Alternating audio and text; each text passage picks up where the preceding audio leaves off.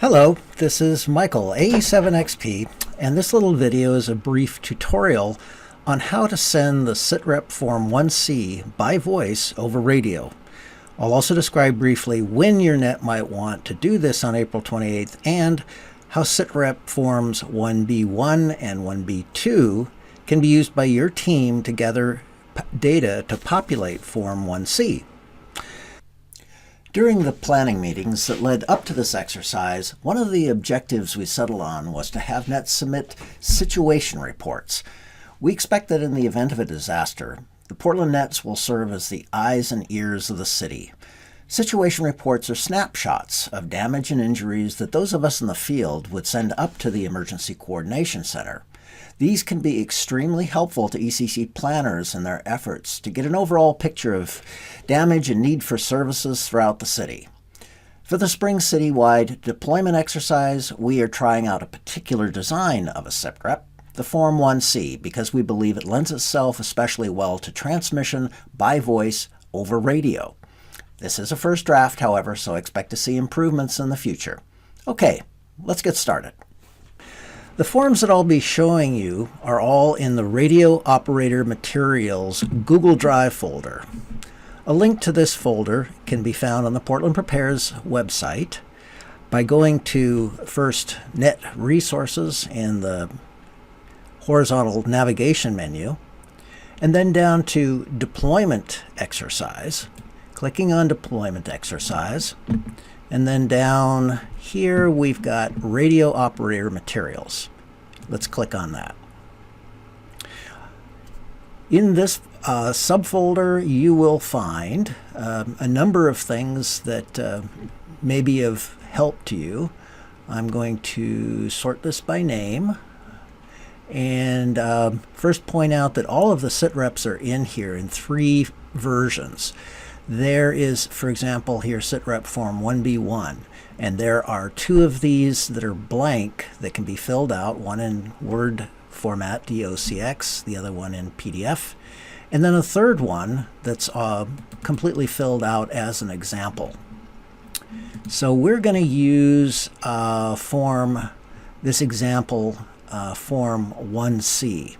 Before we do that, let me also point out that there is a SITREP overview that Angela Watson's prepared, and a document in here called Instructions for SITREPs.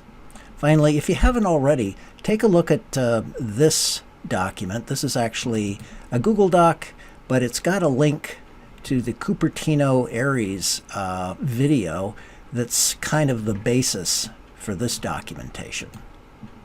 So let's go and open up that Form 1C example. There are 3 boxes on the top of Form 1C, and these are labeled A1, A2, and A3. The box labeled A1 will contain the tactical call for your net. The box labeled A2 contains the date and time in a standard military format. The time used here is simply Portland local time. The box labeled A3 contains a description of the location that the SITREP represents. In this example, this is a SITREP for the Maplewood Neighborhood Association. Along the right-hand side of the form are 16 numbers. The contents of boxes A1, A2, and A3, and the 16 values on the right-hand side are the only things that the ARO will be reporting to the regional subnet controller. The columns in the middle of the form here are available for aggregating data from individuals, strike teams, and search and rescue teams within your net. They are here entirely as a convenience for your team members who will be completing this form. In a moment, we'll take a look at some of the forms that individuals and teams might use to collect data in the field. But for now, let's focus on Form 1C.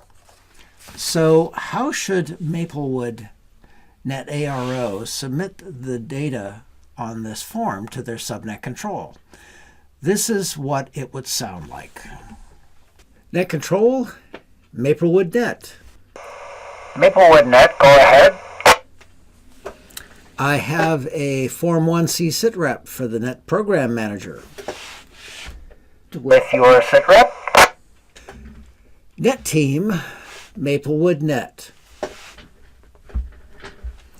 Report date and time, 3 April 2019, time 1330. Neighborhood surveyed, Maplewood. Units, figures 7-5, break. Continue. Section 1, figures 1-4, break. Continue. Section 2, figures 1-7, figures 8, figures 1-2, figures 1-9, break. Continue. Section 3, figures 1-6, figures 1-1, figures 1-7, break. Continue. Section 4, figures 1-7, figure 8, figures 1-6, figure 8, figures 2-3, break. Continue. Section 5, figure 8, break. Continue. Section 6, figure 7, end of sitrep, how copy? We copy West Side Subnet Control. Kilo India 7, Quebec Alpha Charlie as Maplewood Net, out. Subnet Control out. Are there any other sitreps? Please note that there's a break after each section. This provides net control opportunity to request fills and corrections as necessary. Note also that we are using the formal message handling pro-word figure or figures. This prevents confusion between words like 15 and 50 and provides a clear separation between each of the values going down the right-hand side. We are asking AROs to be ready to submit their team sitrep no later than 2 p.m. Your subnet control may instruct you to submit your sitrep before then if you have it prepared, but that's entirely up to your subnet control. By the way, if you run out of time to prepare your net form C1, we would prefer that you simply send the filled out example, Form 1C, that we're using for this video. The point of this exercise from a radio perspective is not so much that your data is exactly right as it is a validation that NetAROs can send this kind of report efficiently over the radio by voice. We'd like each team to submit their sitrep before sending other Form 8 messages to the subnet control. Again, your subnet control will indicate whether a given team can start submitting their messages after their sitrep or whether they need to wait for all the teams to submit their sitreps. There will be an optional second opportunity for your net to submit a sitrep at 3 o'clock. One of the practices that we're encouraging nets to try out this spring is a shift change in the middle of the exercise. We expect that will take place around 2:30. If there's a second shift, that team and its ARO may want to try out the sitrep as well. Of course, it's entirely up to your team. This pretty much covers the Net Form 1C. Now let's take a look at two other forms that nets can use to collect the data that would be used to populate Net Form 1C. We return to the Google Drive folder and open the example for Form 1B2. We'll start with this form because it resembles closely Net Damage Assessment Form 1.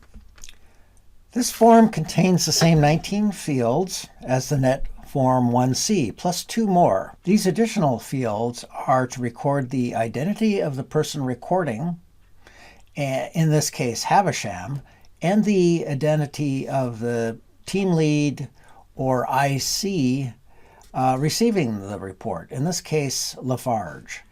As with the net damage assessment report, this will be used primarily by the team to set its own priorities. The individual collecting the various check-ins and status forms, the resource unit officer will be collecting these as well and presumably summarizing them on Form 1C for use by the ARO. Note that the sums for each of the categories listed across the columns appear at the bottom of the form. These are the only figures that will be transferred to the middle column in Form 1C.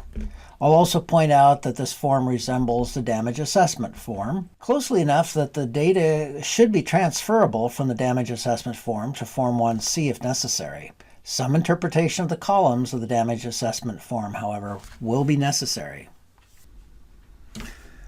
The last form that we will look at is Example Form 1B1.